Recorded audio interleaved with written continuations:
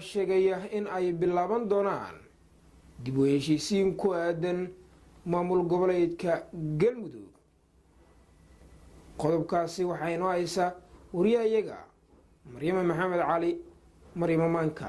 madaxweynaha maamulka Galmudug Mudane Axmed Cabdi Kaariye Qoorqoor ayaa sheegay in maalmihii uu joogay Galmudug ku guuleystay xalinta tabashooyinka ay qabeen siyaasiyiinta maamulka Galmudug.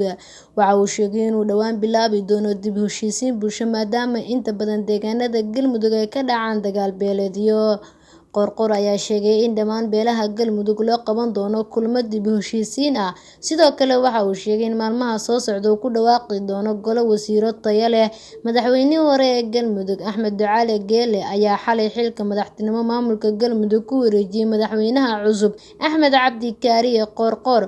xil wareejinta ayaa timid kadib munaasabad ka dhacday magaalada Dhuuso-Mareeb. Maryam Maxamed Cali, Radio Wadani TV.